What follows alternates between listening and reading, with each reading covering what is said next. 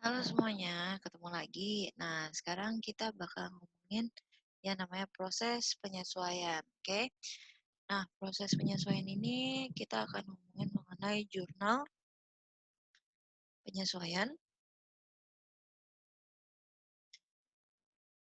atau yang biasa dikenal sebagai AJP atau bahasa Inggrisnya itu adalah Adjustment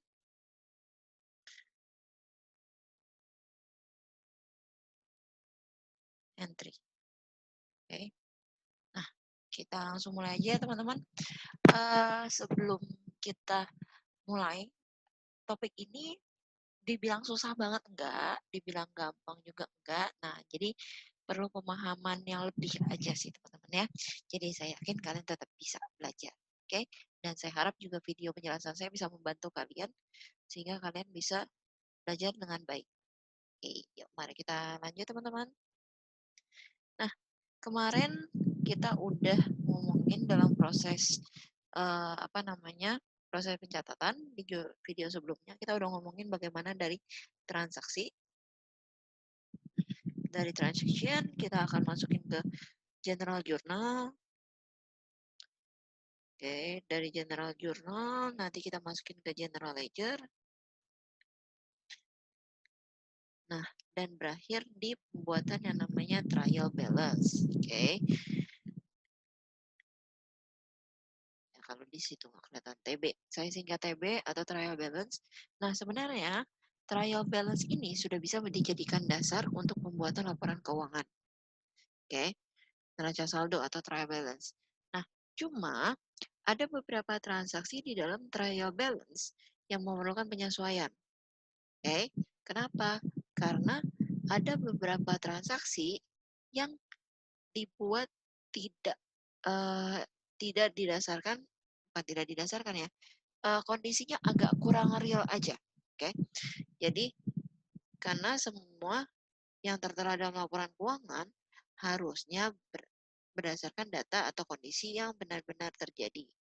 Nah, trial balance, kalau ada yang pertanyaan kenapa dibilangnya laporan keuangan harus yang benar-benar terjadi dan kenapa harus bikin adjustment atau kenapa harus bikin penyesuaian, karena kan yang namanya trial balance dibuatnya itu adalah dari bukti transaksi kan.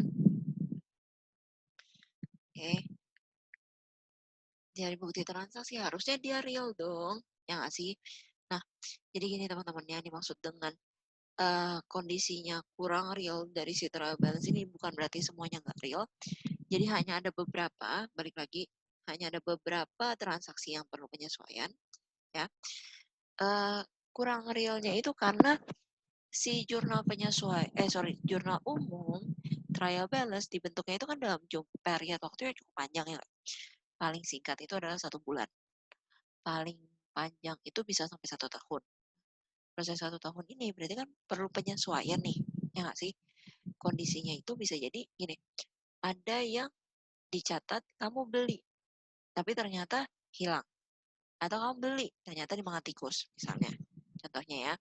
Nah, sehingga diperlukan penyesuaian. Dan balik lagi, tidak semua transaksi butuh penyesuaian.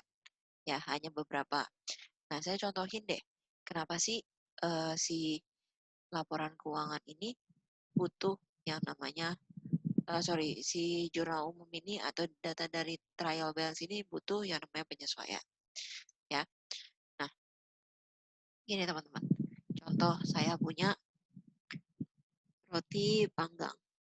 Oke, saya punya restoran roti panggang. Oke, saya punya roti, saya punya mie instan.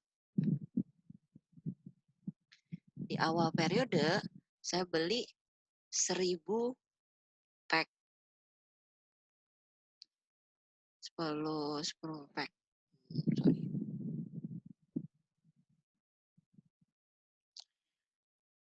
pack mie instan. Ya, oke, jadi kita punya 1000 pack. Nah, asumsi saya nggak ngitungin gitu ya, saya nggak ngitungin berapa sih habis sehari gitu ya. Eh, Sehari pembelinya kan bisa naik bisa turun. Oke, ada yang suka beli roti, ada yang suka beli mie instan dan lain sebagainya. Nah, karena saya nggak ngitungin, saya ngitung di akhir periode. Oke, jadi nanti trial balance saya itu akan tercatat 1000 pack dengan harga, contoh ya, saya hargain satu packnya itu harganya 1000. Jadi nanti di trial balance saya atau di neraca saldo saya akan punya nilai mie instan senilai 1 juta. Oke. Nah, tapi karena saya nggak ngitungin, saya nggak benar-benar sama sekali nggak ngitungin karena kan sibuk ya dengan masalah sehari-hari mesti manggang roti, mesti bikin mie instan dan lain sebagainya. Saya nggak ngitung itu hari ini habis berapa, hari ini habis berapa. Sehingga saya hanya nggak ngitung di akhir periode. Nah, contohnya ternyata di akhir periode, akhir bulan nih ya, saya punya mie instan yang masih ada di gudang, itu adalah tinggal 980 pack. Oke. Nah, berarti saya menghabiskan 20 pack dalam waktu 30 hari. Oke. Nah, asumsinya saya beli tanggal 1 nih ya. Asumsi ini beli tanggal 1 Januari atau 1, ya udah kita bikin Januari aja ya. 1 Januari 2020. Oke. Asumsi saya belinya itu adalah 1 Januari 2020. Dan ketika proses saya ngitung ini, sisa ini adalah di tanggal 31 Januari 2020. Karena tadi saya bilang, saya nggak ngitungin tiap hari. Ya. Nah, saya harus menyesuaikan, oke, saya harus menyesuaikan si 20 pack ini. Oke, supaya nanti ketika bikin laporan keuangan,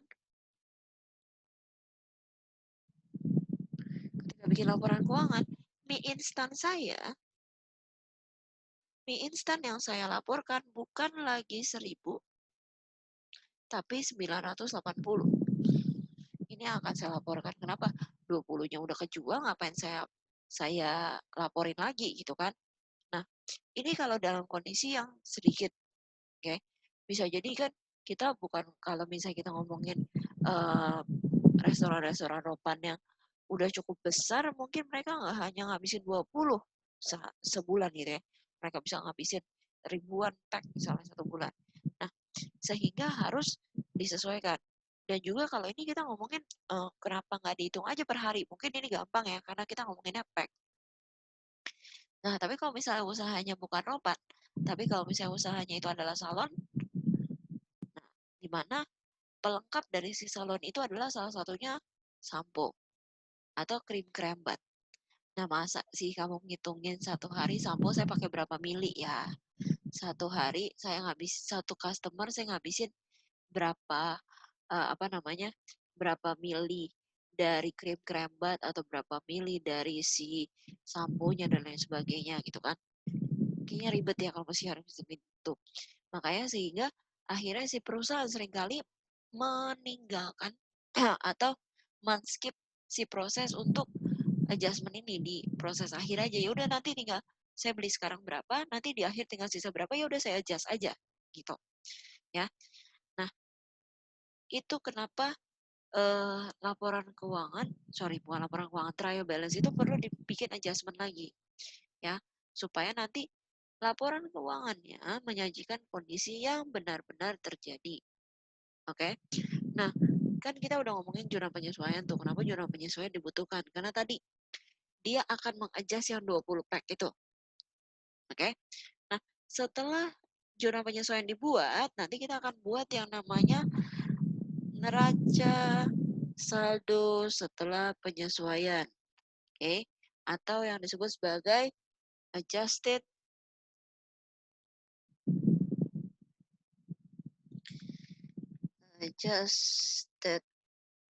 trial balance.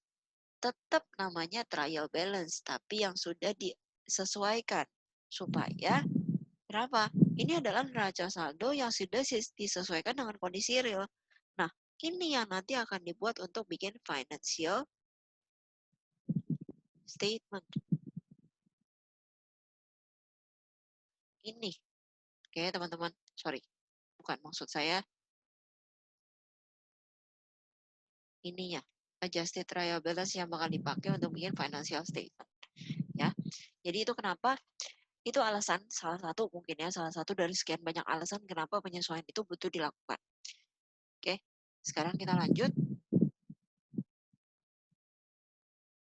Oke, zona penyesuaian. Nah, ada beberapa transaksi yang perlu dibuat zona penyesuaiannya. Nah, biasa itu ada terkait dengan aset, liability,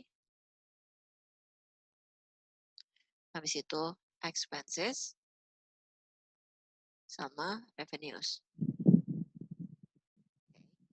Dengan harta atau aset, terkait liabilitas, terkait beban, dan terkait pendapatan.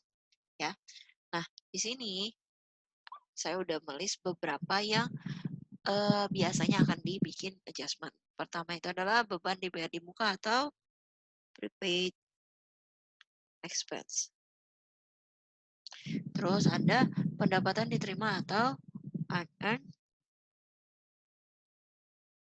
revenue. Oke, terus ada penyesuaian dari aset tetap atau depreciation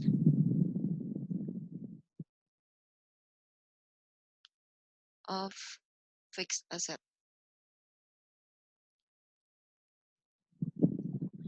Sama pendapatan yang ditangguhkan atau accrued revenue.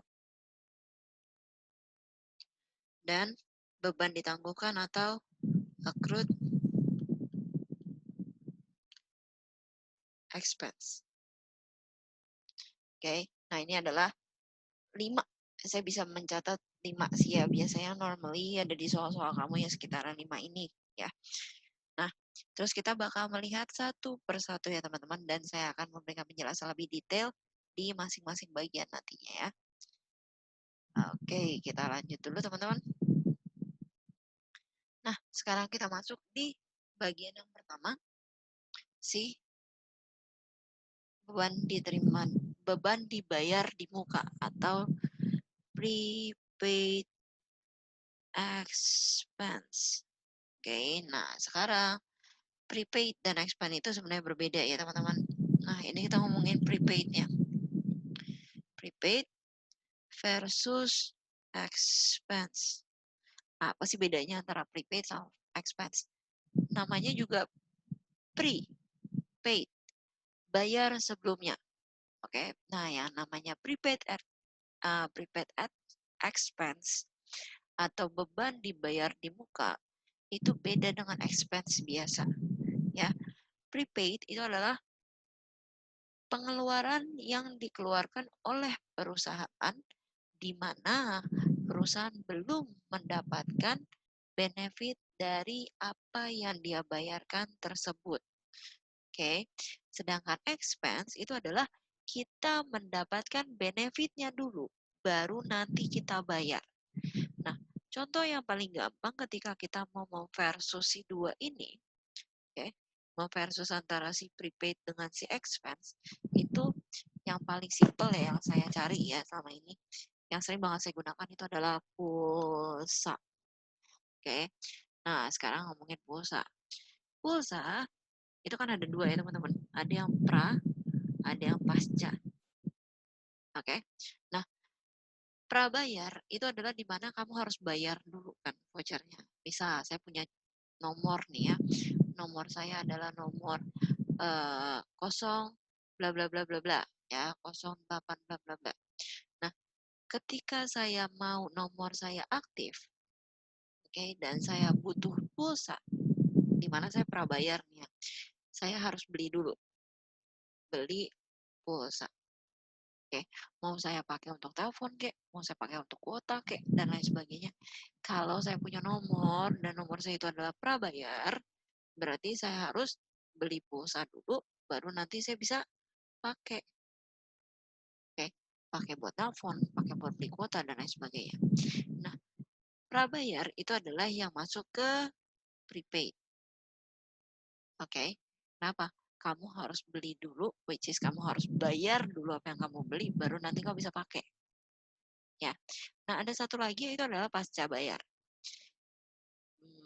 Ya, nah pasca bayar itu adalah kamu pakai dulu 1 bulan, sama kayak telepon biasa ya. Kalau misalnya sekarang zaman sekarang kayak udah jarang ya. yang punya telepon rumah. Tapi mungkin kalau kamu punya telepon rumah atau ada telepon kantor gitu ya di kantor kamu, nah yang namanya pasca bayar itu adalah kamu pakai dulu selama 1 bulan, nah nanti baru kamu bayar. Ini yang akan masuk sebagai kategori expense. Ya, atau sekarang ngomongin token listrik deh. Ya, kan ada beberapa tuh sekarang ada yang listrik itu ada yang dua, ada yang pakai token, ada yang bayar langsung bulanan, ya nggak? Mungkin kalau rumahnya, eh, kalau perumahan baru sih banyak kan udah pakai token sih ya. Tapi kalau misalnya rumah-rumahnya masih rumah yang dari zaman dulu, pasti masih bayar bayar listrik seperti biasa gitu ya, di ada tagihan, nanti bayar deh, mau lewat dari si apa namanya istilahnya itu marketplace atau bayar lewat bank dan lain sebagainya. Nah, kalau token itu akan masuk ke prepaid. Kalau bayar listrik biasa dia akan masuk ke expense. Ya teman-teman. Nah, ini bedanya. Oke, kita balik lagi. Yang namanya prepaid kita pasti bayar dulu ya. Baru nanti jasa next atau jasa nanti di future atau di depan ya. Salah satu contoh yang di sini yang saya ambil itu adalah sewa gedung kantor di mana si perusahaan itu harus membayar dulu uang sewanya baru nanti bisa pakai. Oke. Nah, ini adalah salah satu contohnya ya. Terus kita lanjut lagi teman-teman. Oke. Berapa contoh dari beban dibayar di muka? Ada beberapa nih. Yang satu adalah sewa, seperti yang tadi saya udah contohin. Yang satu lagi itu adalah asuransi, advertising atau iklan, dan supplies atau perlengkapan. Nah, ini yang 4 yang saya sebutin itu adalah yang biasa, yang maksudnya yang biasa ada di soal, yang biasa ada di buku gitu ya. Tapi mungkin nanti next ke depannya ada lagi tuh yang beda-beda. Misalnya nomor 5 nanti ada pulsa, oke. Nomor 6 nanti ada listrik. Nah, itu apa namanya next case lah ya. Nah, tapi kalau misalnya kan ada itu pun sebagai tambahan, itu nggak beda jauh kok perlakuannya sama yang lain ini. Ya, sama aja sebenarnya. Oke, selama dia prepaid, harusnya dia perlakuannya sama. Ya, mau dia bentuknya apapun itu. Bentuknya sewa, kayak asuransi, iklan, pulsa, listrik, itu harusnya sama perlakuannya. Ya, oke, kita lanjut lagi teman-teman. Oke, prepaid, ya. Prepaid expense biasanya bisa dicatat dua teman-teman. Nah, dicatat ini gimana sih maksudnya perlakuan awalnya si perusahaan? Dia bisa diperlakukan sebagai aset, oke? Okay? Atau bisa diperlakukan sebagai beban. Dia bisa diperlakukan sebagai aset, bisa diperlakukan sebagai expense. Maksudnya gimana? Nih, kan kamu bayar beban nih ya. Kamu bayar beban di muka, gitu kan? Nah, sebenarnya harusnya kamu bisa mengklaim itu sebagai aset. Kenapa? Kamu bisa memakai, oke, memakai jasanya di masa depan. Contohnya, saya beli pulsa 100.000, 1 juta. Nah, saya akan menganggap si pulsa 100.000 atau pulsa 1 juta itu sebagai asetnya saya. Ya. Nah, kenapa? Karena ya itu kan haknya saya. Kayak balik lagi, aset itu kan resources. Oke, itu sumber daya saya loh untuk bisa saya pakai dalam operasional daily saya. Oke. Nah, sedangkan bisa juga saya anggap sebagai expense. Ya orang udah pasti saya keluarin kok. Gitu kan? Si 100.000 ini 1 juta pasti akan keluar semua. Jadi saya boleh anggap sebagai expense, boleh anggap sebagai aset. Oke. Nah, ini tergantung si perusahaannya. Ya. Nah, contoh bagaimana sih uh, kita bakal lihat satu-satu sebagai aset dan sebagai expense. Ya. Oke. Nanti akan lebih detailnya ketika udah masuk ke bagian dalam-dalamnya dicatat sebagai aset kayak gimana, catat sebagai beban kayak gimana ya teman-teman. Oke. Nah, sekarang kita lanjut dulu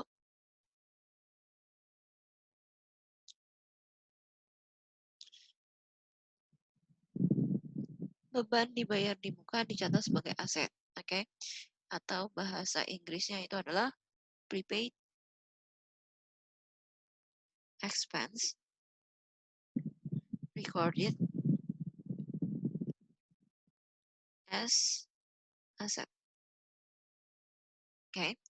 Nah, indikator indikator prepaid atau beban dibayar di muka dicatat sebagai aset adalah si beban dibayar di muka atau prepaidnya itu akan muncul di neraca saldo sebagai prepaid rent, prepaid insurance, prepaid advertising, atau sebagai supplies.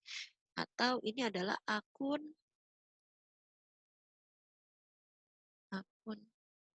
aset. Kalau misalnya dia muncul, maksudnya muncul itu bukan hanya muncul doang ya, tapi ada angkanya gitu. Ada RP berapanya atau ada USD berapanya gitu ya. Nah, ini berarti dia dicatat sebagai aset. Oke. Nah, kenapa sih begitu? Ini teman-teman, saya pindah ke cor-coretan ya supaya kalian bisa lebih jelas. Oke, gini. Kenapa dia bakal muncul sebagai si prepaid? Contoh, saya punya contoh 1 Januari 2020. Bikin April aja kali ya. No, Januari aja. Oke, 1 Januari 2020 saya bayar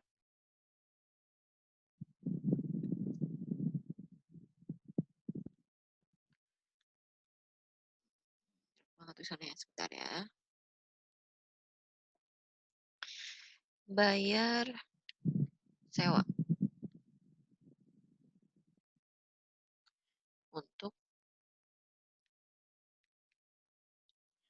12 bulan atau 1 tahun. Oke, berarti 1 Januari sampai dengan 1 Januari 2021 ya. Oke. Nah, contohnya supaya gampang hitungnya, saya bayar itu adalah 12 juta.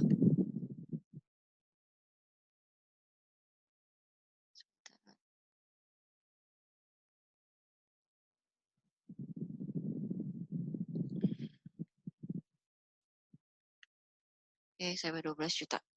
Nah, ketika saya nyatet tanggal 1 Januari, saya punya dua opsi. Oke. Saya diberikan dua opsi atau perusahaan akan menentukan antara salah satu antara dua opsi ini. Yang pertama adalah dia nyata sebagai aset.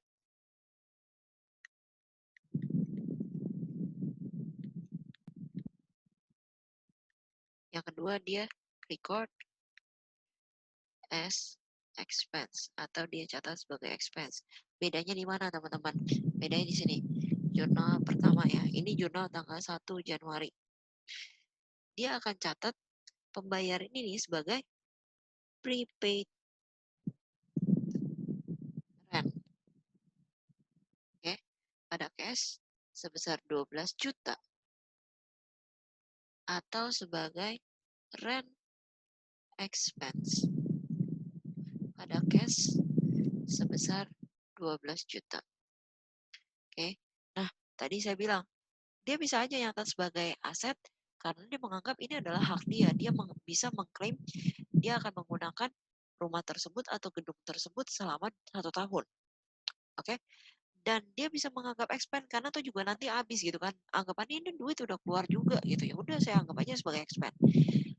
Perusahaan itu boleh memilih salah satu dari ini. Hanya salah satu ya. Oke. Boleh pilih hanya salah satu dari ini. Jadi nggak mungkin muncul dua-duanya. Nggak mungkin kamu disuruh nyatet dua-duanya. Nah, ketika nanti kamu nyatetnya itu adalah prepaid atau kamu nyatetnya adalah rent expand, ingat ini adalah di jurnal umum. Jurnal umum atau di general journal yang kita diproses step kedua, berarti ya dari transaction, jurnal umum atau general journal. Nah, nanti berarti ketika bikin ledger kita akan bikin prepaid trend. Oke, ledger prepaid trend. Saya bikin bentuk T ya. 12 juta. Oke. Terus nanti masuk ke TB nih. TB disusun. Ya kan? Oke. Adalah si prepaid trend sebesar 12 juta. Oke, nah makanya kenapa tadi dibilang kalau menentukan dia sebagai aset adalah lihat aja di TB-nya atau di trial balance-nya. Dia munculnya prepaid trend dengan ada angka atau enggak. Kalau misalnya dia muncul prepaid trend dan ada nominal angkanya di situ, ya, berarti dia dicatat sebagai aset. Oke, kalau dia dicatat sebagai expense, berarti nanti akan ada ledger run expense, ada 12 juta, terus nanti di TB-nya atau di trial balance-nya akan ada rent expense 12 juta. Ini dia dicatat sebagai expense. Ini indikatornya teman-teman. Ya, indikatornya kalau kamu ketemu rent expense dan dia ada angkanya 12 juta, berarti dia dicatat sebagai expense. Kalau kamu ketemunya prepaid trend dan dia ada angkanya, berarti dia dicatat sebagai aset. Dan sekali lagi teman-teman, nggak mungkin muncul dua-duanya, pasti hanya salah satu. Ya, pasti hanya salah satu. Kalau ada dua-duanya, berarti nanti pasti ada soal tambahannya. Nggak mungkin kamu dibiarkan bingung sendirian. Oke? Nah, kita lanjut ya teman-teman. Saya harap proses yang ini kalian udah lebih ngerti gitu ya. Gimana cara nentuin apakah dia aset atau dia expense. Itu dari si nilai angka, akun dan nilai angka yang ada di trial balance-nya mana yang muncul. Ya. Nah, jadi teman-teman kalau ada kata prepaid, sebentar. Kalau ada kata, suara saya nggak enak banget. Sebentar ya teman-teman, saya pausin dulu. Oke, jadi teman-teman, kalau misalnya di trial balance ya, di neraca saldonya kamu ketemu si account prepaid, prepaid, prepaid atau supplies, berarti prepaid expense kamu, prepaid expense si perusahaan itu dicatat sebagai aset. Oke, di record as aset. Ya, nah sekarang kita bakal ngeliat gimana sih jurnalnya, gimana sih cara bikin jurnal penyesuaiannya, angka yang diambil yang mana dan lain sebagainya. Kita lanjut ya teman-teman.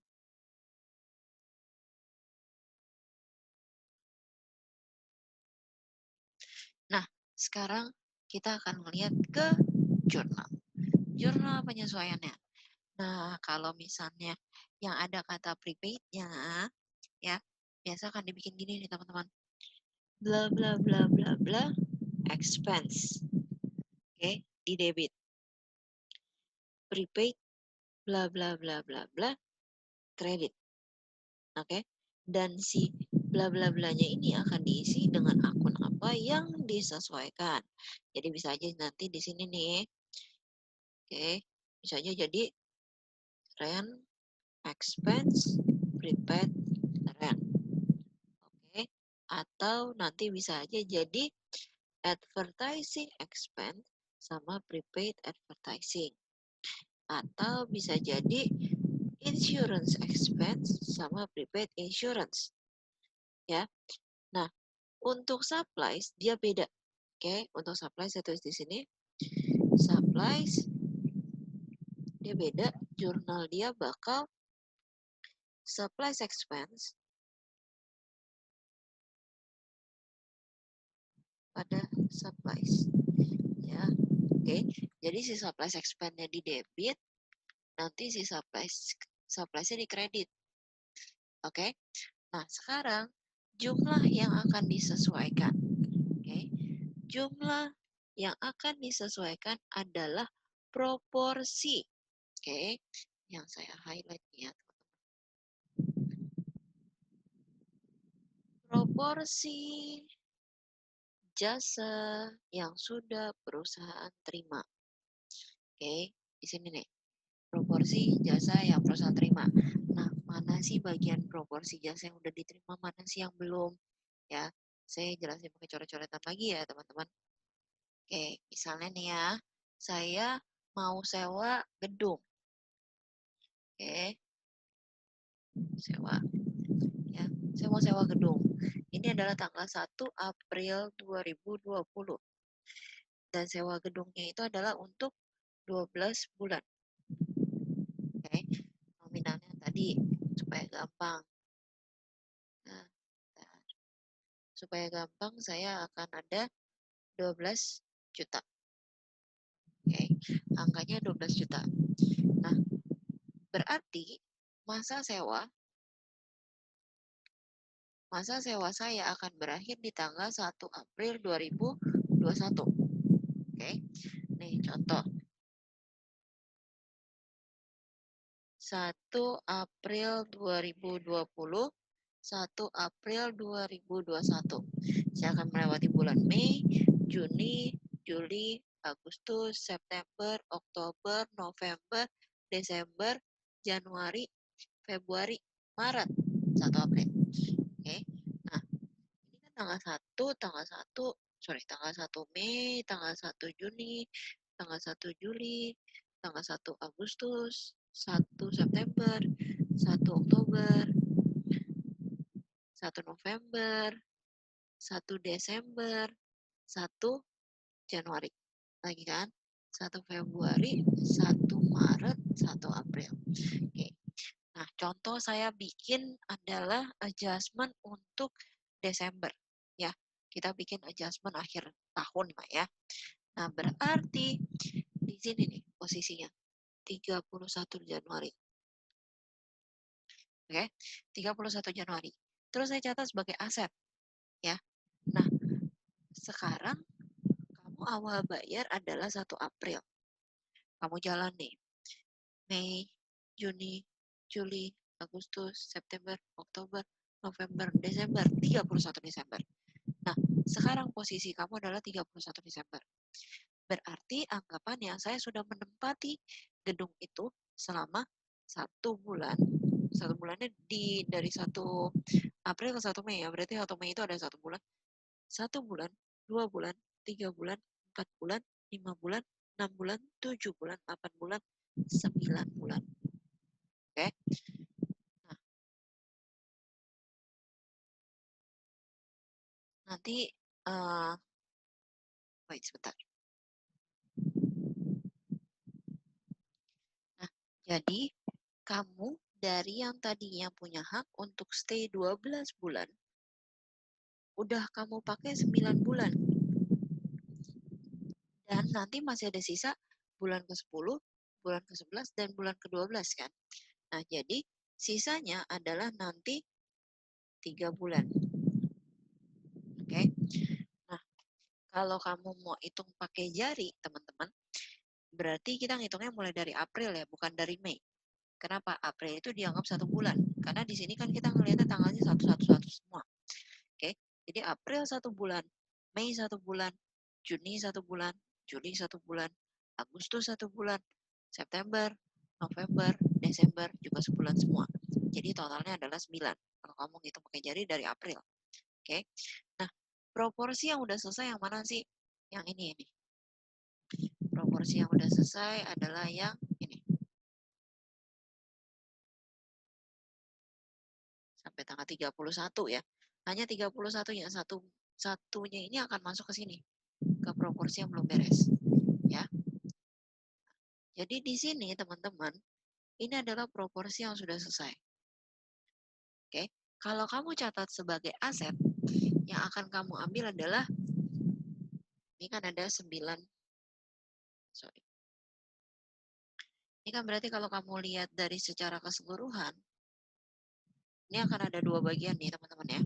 Saya highlight sedikit. Ini ada 2 bagian. Bagian yang hijau, bagian yang orange. Ya. Bagian yang hijau sini. Oke. Bagian yang hijau sini. Sama bagian yang orange. Yang sini. Ya. Nah, ini kan terbagi atas 2. Oke. Nah, sekarang kita lihat proporsi yang udah selesai dan belum selesai yang kayak gimana. Kalau misalnya andaikan dia belum selesai, dia adalah 12 per 12 bulan. Oke? Atau 1 tahun.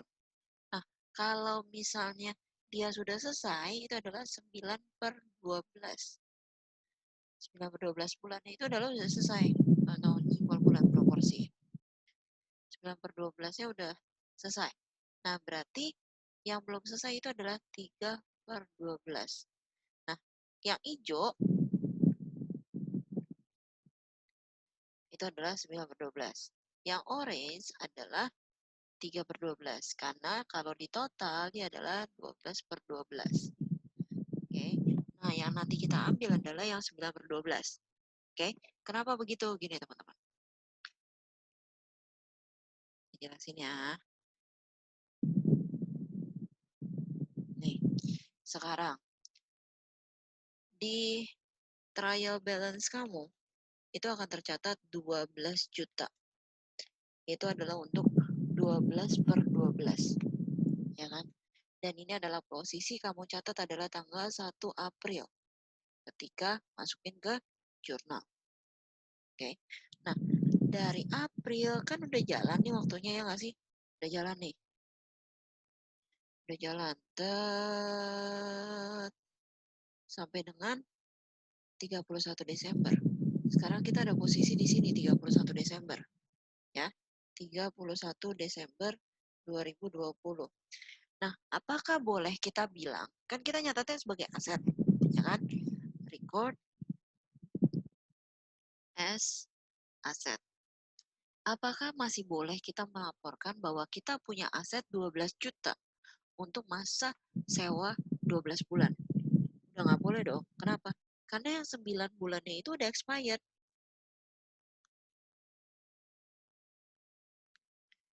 Oke, 9 bulan itu udah expired. Jadi kita nggak boleh bilang lagi kalau sih kita masih full punya 12 bulan. Karena kita hanya sekarang di posisi tanggal 31 Desember. Kita hanya tinggal punya sisa 3 per 12 kok. Kenapa kita masih ngelaporin 12 per 12? Sehingga 9 bulan ini harus kita cut. Oke, harus kita hapus semuanya ini. Oke, harus kita hapus. Jadi di laporan keuangan nggak boleh muncul nih. Jadi yang muncul hanya sih 3 bulan sisanya. Oke, 3 bulan sisa ini boleh muncul. Tapi untuk yang 9 bulannya udah nggak boleh lagi. Sehingga si 9-nya berubah jadi apa? Berubah menjadi aset. Berubah menjadi expense. Makanya jurnal penyesuaian itu adalah rent expense pada prepaid rent. Asetnya kita kurangin, kita munculin yang namanya expense.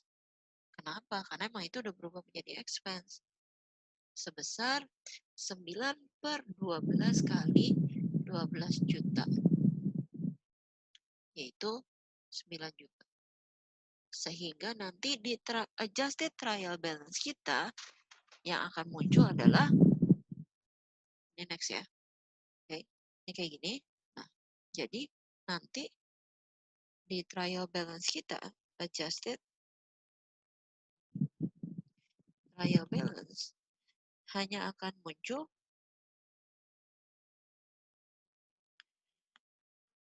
prepaid rent 3 juta dan rent expense 9 juta. Total tetap, kalau di total tetap 12 juta. Tapi ini adalah yang sisa atau belum terpakai. Dan yang expand adalah yang sudah terpakai.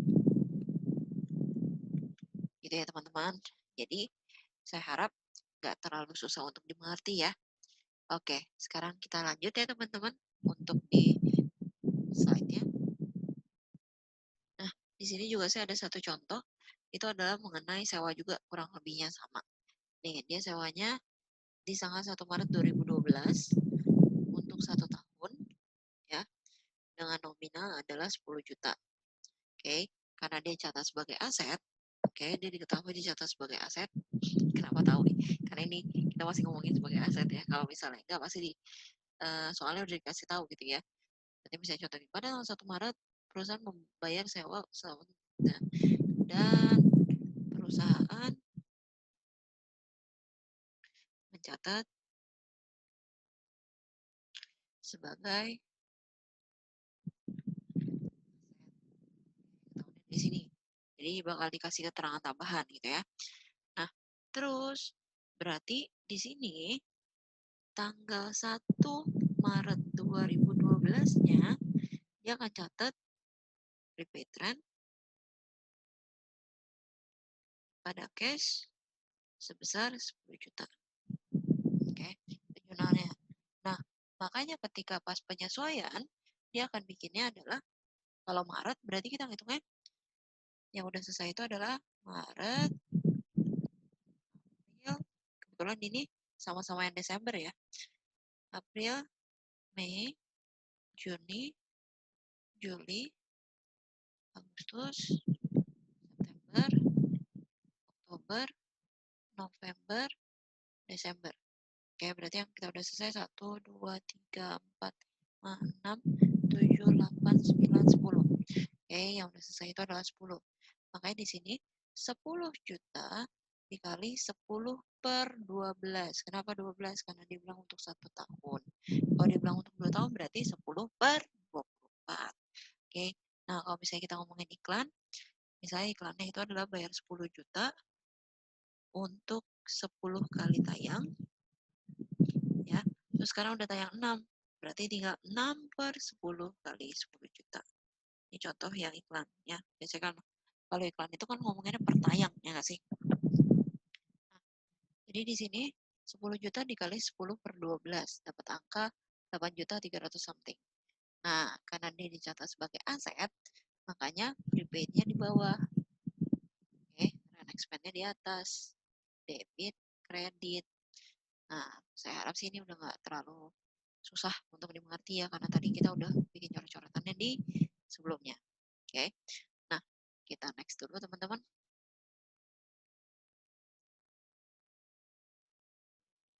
Nah, ini penjelasannya sih. Nanti saya akan kasih slide-nya juga ini di Google Classroom kalian ya, kalau misalnya kalian mau baca. Oke, jadi pembayaran pada tanggal 1 Maret, penggunaannya itu adalah sampai 1 Maret 2002, sorry, ini 2012, ini 2013 ya. Maka proporsi jasa yang sudah perusahaan terima dari pembayaran tersebut adalah dari 1 Maret sampai 31 Desember. Oke. Nah, ini karena kita ngomonginnya kita melakukan adjustment tahunan sampai 31 Desember. Tapi kalau misalnya kita bilang yang bulanan, bisa kita tanggal 31 Maret, berarti kita hanya akan mencatat selama Maret doang. Oke. Maret doang berarti hanya 1 per 12. Ya, itu sebanyak 10 bulan nih. Kalau dalam kasus ini, 10 bulan yang udah kepake.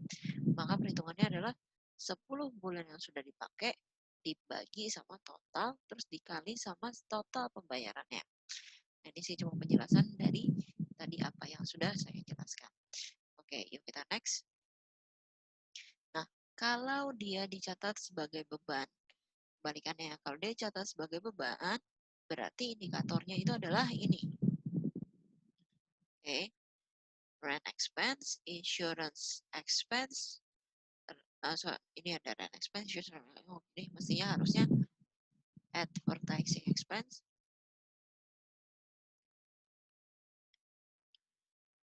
sama supplies expense.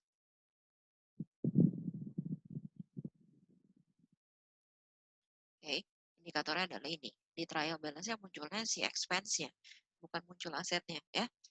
Nah, kita lanjut. Ini juga saya udah jelasin tadi.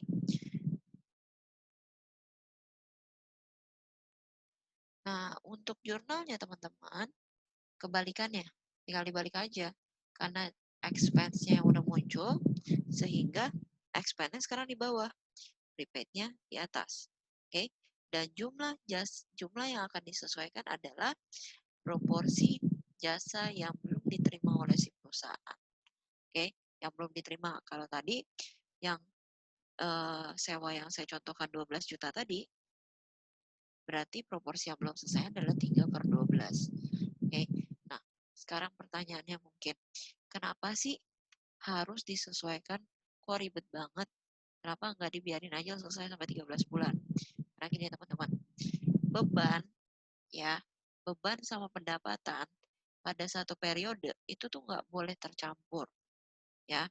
Kalau misalnya tadi nih ya, oke, kalau saya balik lagi ke contoh yang tadi, si 1 April 2020 sampai 1 April 2021, sebenarnya ini kan ada 2 tahun berbeda, ya nggak sih? Kalau saya bikin garisnya lagi, 1 April, 1 Mei, 1 Agustus, 1 September,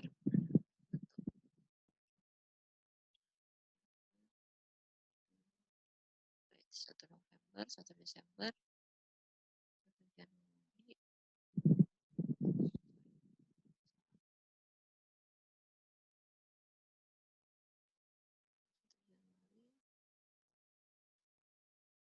1 Februari, 1 Maret, 1 April.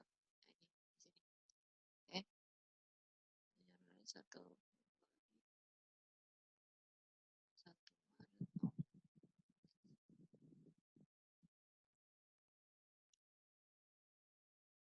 Oke, 1 April.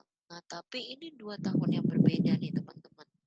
Kalau di sini ini adalah proporsi tahun sampai sini ya, sampai dengan tanggal 31.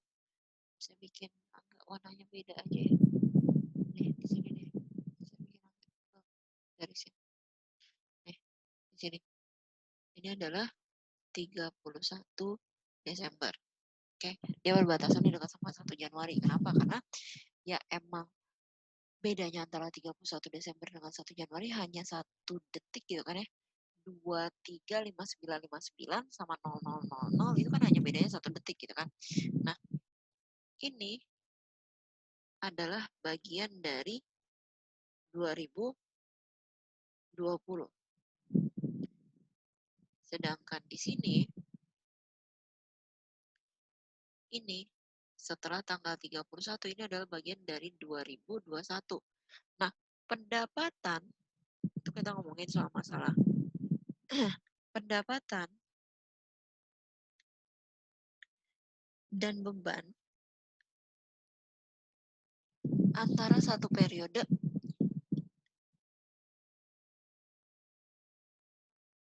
dengan periode lain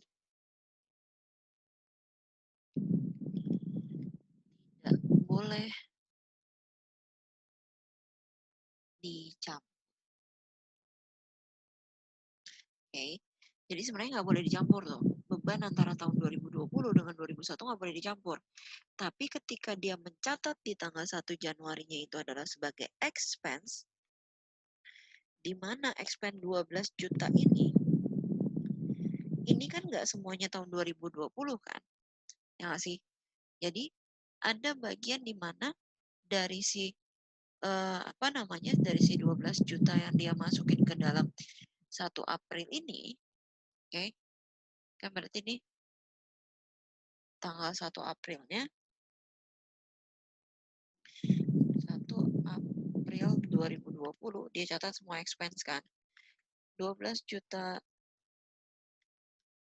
jadi expense. Oke. Di mana si 12 juta ini kan sebenarnya antara expense 2020 dan 2021.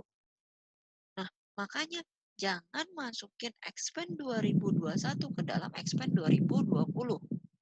Sehingga kenapa akhirnya si 3/12 ini harus kamu keluarin. Oke, jadi asumsinya sekarang bukan yang bagian sini yang kita itemin, bukan bagian 2020 yang kita itemin, tapi bagian 2021 yang akan kita itemin. Kenapa? Dia nggak boleh masuk. Kan expense yang terjadi di tahun 2020 hanya 9-nya doang kan? Oke, 9 9/12 aja yang boleh masuk sini. Sisanya 3/12 nggak boleh. Kenapa 3/12? Ini bagian dari 2021.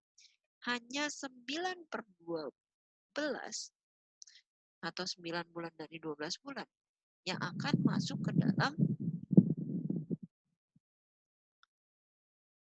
9, wait, 9, kenapa ini jadi terus 9/12-nya yaitu adalah baru bebannya si tahun 2020. Oke. Nah, ini 9/12, ini 3/12. Padahal di awal periode di tanggal 14, dia masukin semua 12/12 itu adalah sebagai expense 2020. Sehingga yang 2021 harus kita keluarin dulu, teman-teman. Oke. Nah, itulah kenapa makanya harus kita adjustment. Dan adjustmentnya itu adalah berupa expense-nya kita munculin yang namanya prepaid trend, kita hilangkan si trend expense-nya. Anggapannya jadi tanggal 1 April itu dia mencatat kelebihan. Oke, dia mencatat expense kelebihan, sekarang si expense-nya dikurangin. Nah, jadi makanya itu 3/12 dikali sama 12 juta. Hasilnya adalah 3 juta. Nah, 3 juta ini nggak boleh masuk. Ya. Nah, sehingga nanti waktu pas bikin adjusted trial balance-nya, dia akan muncul nih adjusted trial balance. Dia akan muncul prepaid. Prepaid rent itu adalah 3 juta dan rent expense itu adalah 9 juta. Oke. Ini posisinya sebenarnya sama sih sama adjusted trial balance yang tadi. Ini adjusted trial balance. Jadi sama-sama posisinya itu adalah seperti ini. Oke, kenapa? Karena kondisi realnya emang seperti ini, gitu loh. Ya. Oke. Nah, sekarang kita balik lagi teman-teman ke slide. Ya. Oke. Nah, ini yang tadi. Terus habis itu, nah ini ya cuma lanjutan contoh yang sebelumnya ya teman-teman. Dia bisa dilihat aja.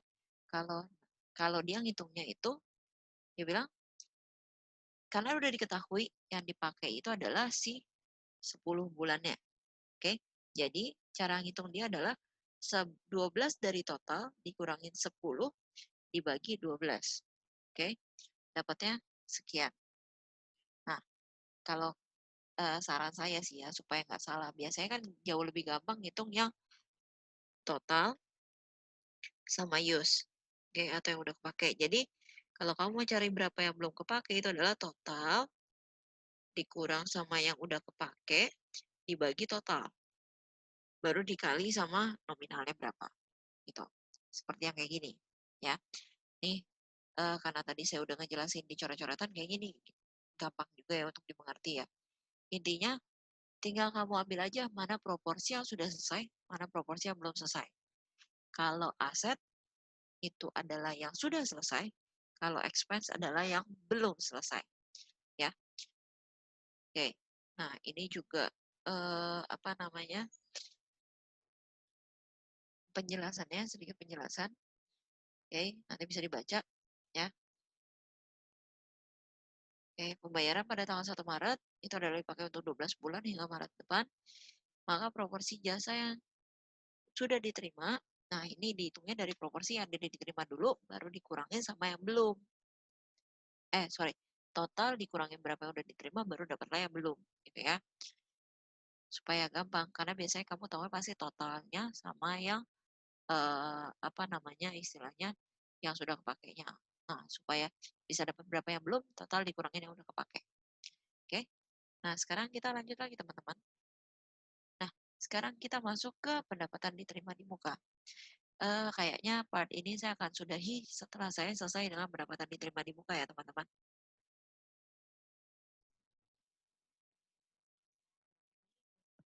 Pendapatan diterima di muka.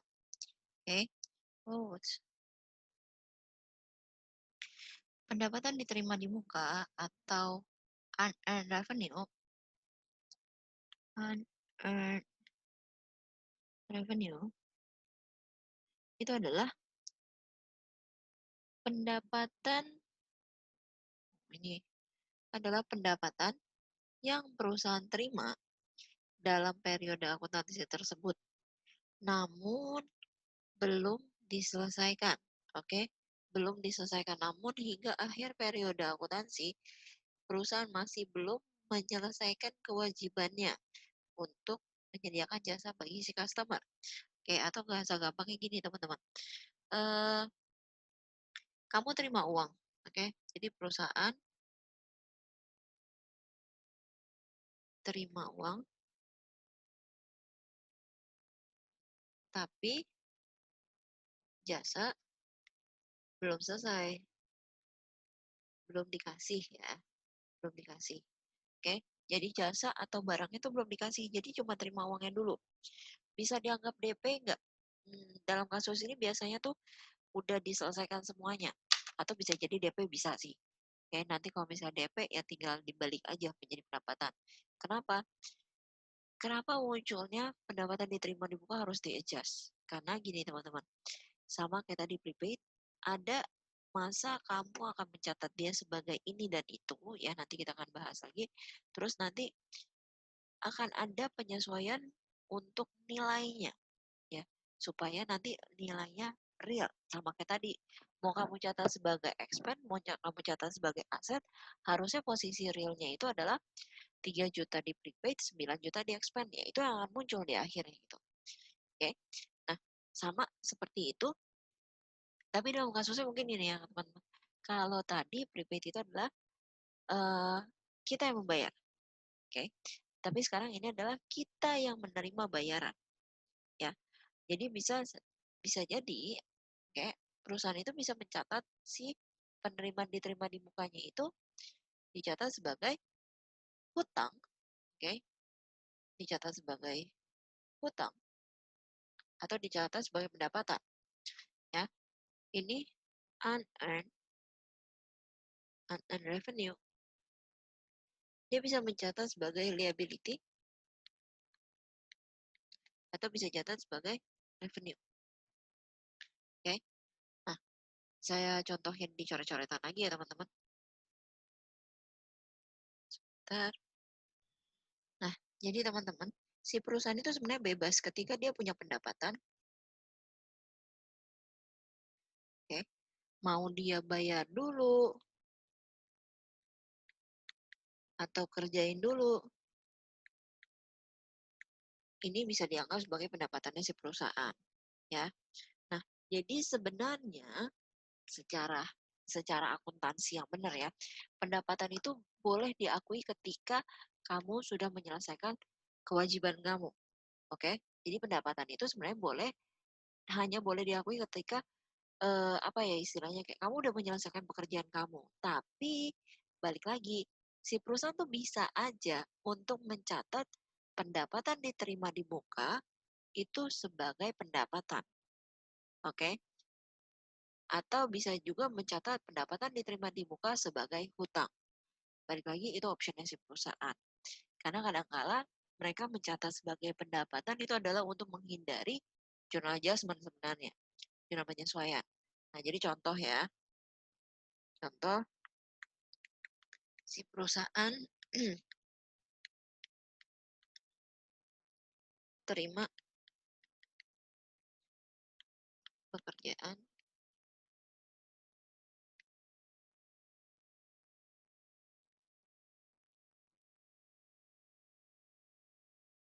senilai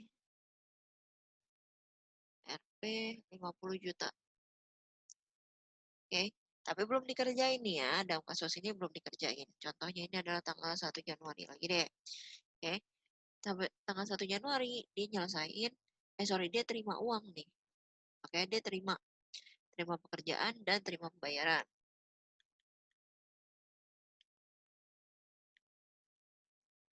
Oke. Nah, ketika dia terima uang, terima pembayaran, dia boleh nih sebenarnya, dia boleh catat pakai dua ini. Yang pertama dia catat sebagai ini kan pasti terimanya cash dong ya nggak sih? Karena kan dia terima. Wait.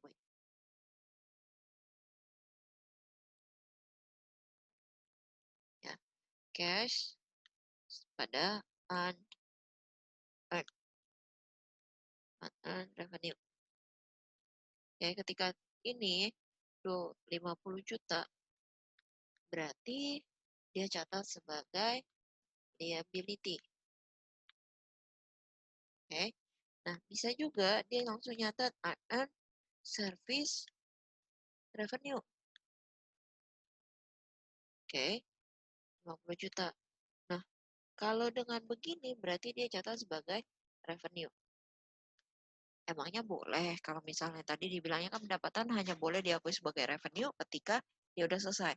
Kalau dia punya keyakinan ini bakal bisa diselesaikan dalam periode tersebut, ya, dalam periode akuntansi boleh aja. Kenapa? Untuk menghindari nanti pada akhir periode bikin adjustment lagi. Oke? Nah, kalau perusahaan yang mau nyata sebagai unearned tapi dia yakin proses pekerjaannya bakal selesai di periode tersebut, boleh nggak? Boleh. Nanti ketika selesai ya tinggal dibalik aja. Tinggal dibalik dari unearned berubah menjadi service revenue. Oke? Nah, sebenarnya dua-duanya ini boleh dilakukan sama si perusahaan. Tergantung si perusahaannya mau yang mana. Oke? Tapi dalam kasus normal, pendapatan itu hanya boleh dicatat sebagai pendapatan ketika udah selesai. Oke? Tapi boleh nggak si perusahaan mencatat unearned revenue sebagai revenue? Boleh. Oke? Itu baik lagi terserah si perusahaannya. Nah, sekarang kita balik lagi ke ini ya, jadi nanti sorry, sebelum balik lagi, nah nanti yang akan muncul di TB atau di trial balance, ya, di trial balance, kalau kamu catat sebagai liability atau dicatat sebagai hutang, itu yang akan muncul adalah unearned revenue. Muncul ini adalah ada angkanya ya, Rp berapa atau USD berapa. Nah, kalau misalnya muncul adalah service revenue sekian, kayak Rp sekian gitu ya. Tapi unearned-nya 0, ya berarti dia dicatat sebagai revenue. Oke, tapi kebalikannya kalau ini ada Rp sekian tapi service revenue-nya 0, berarti dicatat sebagai liability. Oke. Nah, sekarang kita balik ke slide-nya. Oke, indikatornya. Nah, ini yang dicatat sebagai pendapatan dulu ya, teman-teman. Sebentar. Oke, next. Ini yang akan saya jelasin. Sebentar, suaranya nggak enak berubah-berubah nih guys. Sebentar ya.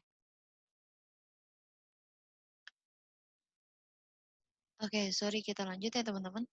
Nah, eh, kalau misalnya dicatat sebagai pendapatan, indikatornya itu adalah yang muncul di neraca saldo itu adalah pendapatan jasa atau pendapatan tapi bukan kalimatnya bukan pendapatan jasa ya, pendapatan misalnya room revenue, consultation revenue dan lain sebagainya. Nah, itu yang muncul di neraca.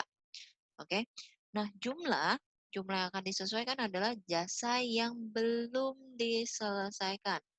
Belum diselesaikan. Oke. Sama kayak tadi. Nah, nanti saya akan kasih sedikit apa ya namanya istilahnya kayak review gitu ya. Kayak summary. Oke. Yang belum diselesaikan oleh si perusahaan. Nah, dalam kasus ini jurnalnya hanya bla bla bla revenue tergantung dari eh, kalimatnya. Kalau di sini mungkin service revenue sama unearned revenue. Oke. Jadi bla bla bla revenue, service revenue kah atau consultation revenue kah atau room revenue kah? Nah, nanti sama unearned revenue. Bla bla revenue-nya itu ada di debit sama unearned revenue-nya di kredit. Oke. Biasanya jurnalnya cuma kayak gini sih, tergantung nanti revenue utama kamu apa ya. Dan nanti yang akan dijadikan sebagai pendapatan diterima di mukanya itu apa, gitu ya. Nah, terus kita lanjut untuk contoh soal. Ya.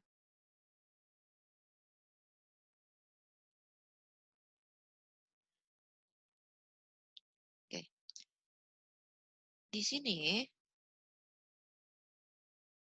oh, sama satu lagi, belum ada contoh soal, tapi dijelasin dulu semua. Sebagai hutang atau sebagai liability, tadi kan sebagai pendapatan atau revenue ya.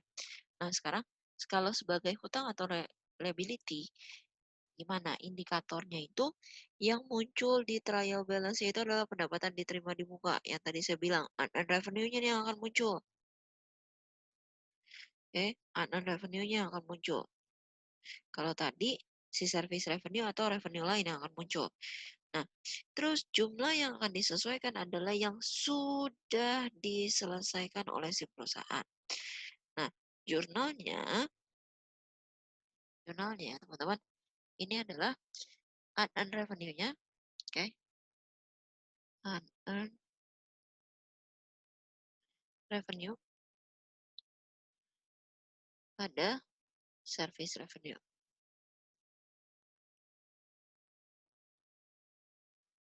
Oke, unearned revenue-nya di debit, service revenue di kredit, ya.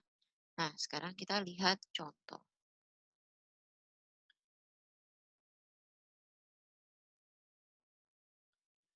Oke, di sini ada contoh.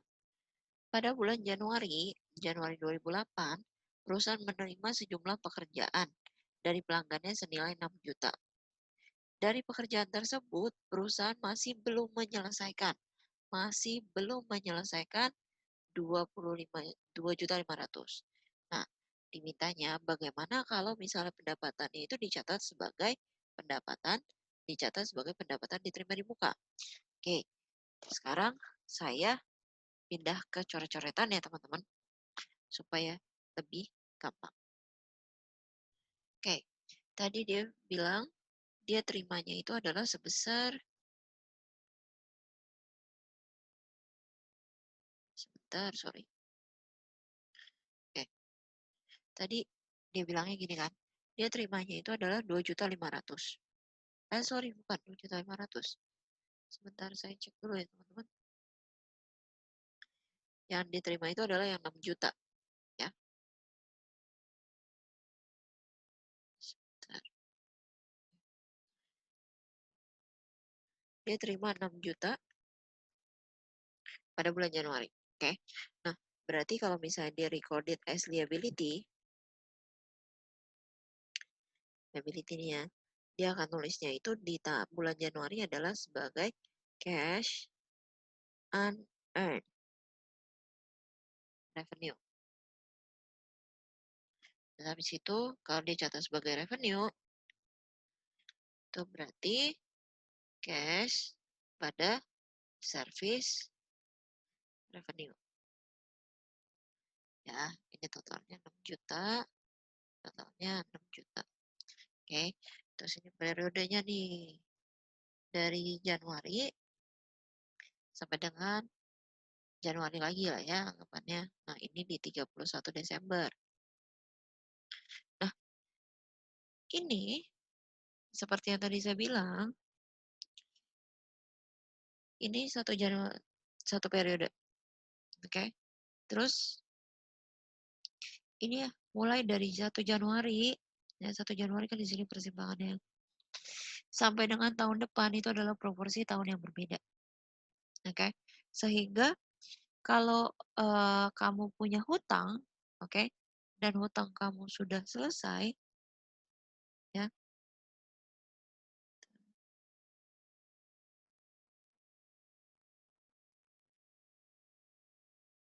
ya, kamu punya hutang, proporsi hutang kamu kan harusnya udah selesai nih, ya nggak teman-teman? Oke, sorry, saya ulang deh dikit. Nah, ini teman-teman, kita ngomongin yang ini dulu ya. Kita ngomongin yang bagian sini dulu. Bagian si liability dulu. Oke. Nah, kalau kamu mencatat sebagai hutang, ya, pada akhir periode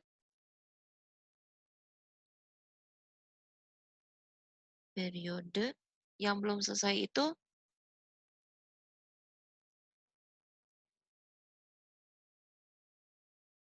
kan tinggal 2,5 juta, ya nggak sih? Nah, berarti kamu sudah mulai menyelesaikan, oke? Sudah mulai menyelesaikan dan tinggal sisa 2,5 juta. Ya, berarti kan kamu udah selesaiin 3.500.000 kan? Oke. Nah, kamu udah menyelesaikan 3.500.000. Apakah logis ketika kamu mencantumkan saya masih punya hutang kepada klien untuk menyelesaikan jasa dia sebesar 6 juta. Nggak mungkin dong, ya nggak sih? Kenapa? Karena kan udah selesai. Kamu udah selesai 3.500.000. Ngapain kamu masih bilang kalau kamu masih punya utang sama dia sebesar 6 juta? Ya nggak sih? Nah, makanya journal adjustment ya,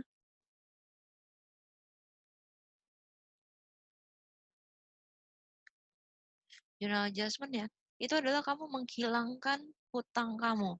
Oke? Menghilangkan hutang kamu. Revenue itu kan liability. Liability itu normalnya di kredit, dan ketika kamu kurangin berarti kamu masukin ke debit, dan nanti dia akan muncul sebagai service revenue. Oke. Nah, berapa? 3.500.000 yang sudah selesai. Oke. 6 juta dikurang sama 2.500.000 yang belum selesai.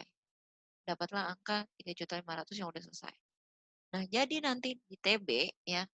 Nanti saya lanjutin di TB-nya gimana. Sini gini ya kayaknya. Biar enggak tumpang tindih. Nah, di TB kau punya nih unearned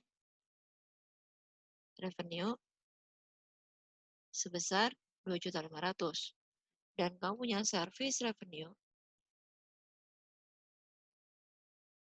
adalah 3.500.000. Oke. Nah, ini akan muncul di TB kamu, adjusted TB. Adjusted trial balance kamu. Kenapa? Karena emang service revenue-nya udah selesai 3.500.000 kan tadi saya bilang kalau pendapatannya sudah selesai boleh kamu akui sebagai pendapatan. Ya, kan nggak mungkin kamu nggak selamanya nyatet itu sebagai hutang gitu kan. Nah, sekarang kasus yang berbeda ketika dia dicatat sebagai revenue. Ya, saya akan coba ngejelasin. Saya jelasin di sini teman-teman. Saya hapus ini karena kalau kalian ketinggalan berarti nanti tinggal di back aja videonya, ditonton lagi mumpung gratis ya. Nggak ada masalah untuk bolak-balik nonton. Oke? Oke, sekarang kasusnya itu adalah kamu sudah menyelesaikan 3 juta sorry, yang belum selesai itu adalah 2.500.000. Yang sudah selesai 3.500.000. Padahal dalam kasus ini kamu sudah mengakui 6 juta itu sebagai pendapatan. 6 juta itu adalah proporsinya 2020, sorry, tahunnya saya lupa, nanti kamu lihat aja tahunnya, asumsi tahun 2000 XX gitu ya, 2000 XX plus 1. Sebentar, saya catat aja deh, beneran nih. Oke, 2018 sama 2000,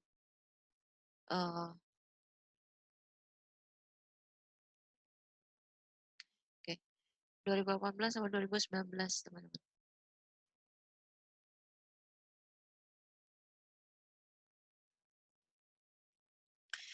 2008 dan 2009. Sorry, tadi saya bilangnya 18 ya. 2008, 2009. Nah, ini 6 juta itu adalah proporsi 2008 sama 2009. Kenapa? Karena di 2008 kau baru nyelesain 3.500.000 dan 2.500-nya atau 2.500-nya itu akan kamu selesaikan di tahun depannya. Ya kan? Sampai dengan akhir tahun kau masih belum menyelesaikan 2,5 juta. Jadi si 2,5 juta ini pasti akan kamu selesaikan di tahun 2009. Oke? Nah, seperti tadi saya bilang, pendapatan dan beban tidak boleh dicampur antar 2 tahun. Oke? Nah, sekarang dia udah mencatat semuanya sebagai pendapatannya dia nih. Oke? Sehingga pada akhir periode 2008, kita harus mengeluarkan si service revenue proporsinya tahun 2009. Dan kita akan mencatat dia sebagai unearned revenue 2.500 atau 2.500.000. Ya.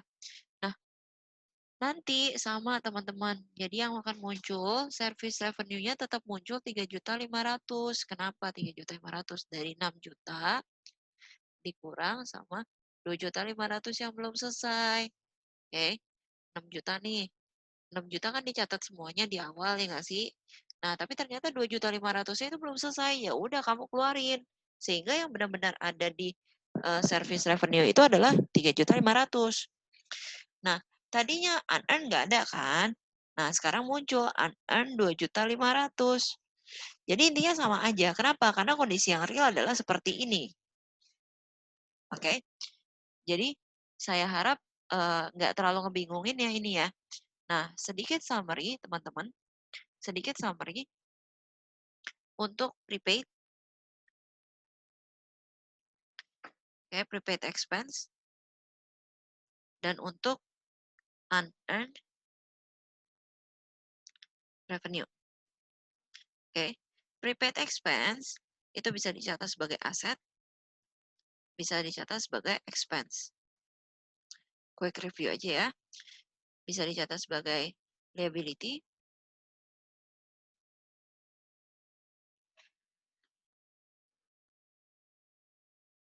bisa dicatat sebagai revenue. Oke, ketika dia dicatat sebagai aset, yang akan dicatat di adjustment adalah yang sudah expired. Oke, yang sudah expired atau yang sudah dipakai gitu ya, yang sudah dinikmati jasanya. Nah, ketika dicatat sebagai expense adalah yang belum expired atau belum kita pakai jasanya. Oke. Nah, untuk liability berarti yang sudah selesai.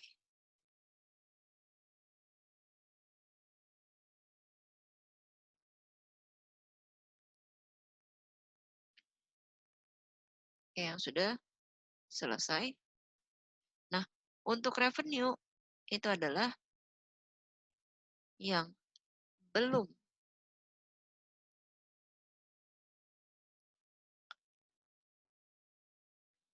belum selesai. Nah, untuk jurnal kurang lebihnya mereka hanya balik-balik doang. Kalau misalnya expense berarti nanti expense-nya di kredit. Oke. Debitnya prepaid ya. Untuk aset dia kan pasti munculnya prepaid kalau nggak si supplies-nya kan. Berarti asetnya si prepaid atau si supplies-nya itu akan ada di kredit, debitnya itu expense. Oke. Kalau liability, nah berarti kan dicatat sebagai unearned. Nah, unearned-nya akan ada di debit dan kreditnya itu adalah revenue.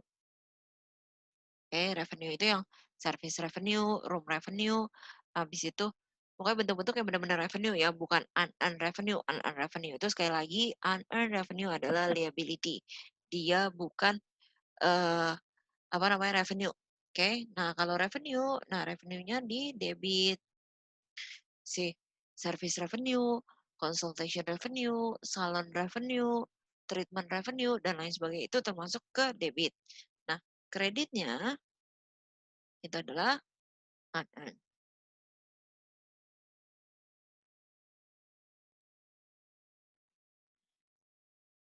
Oke.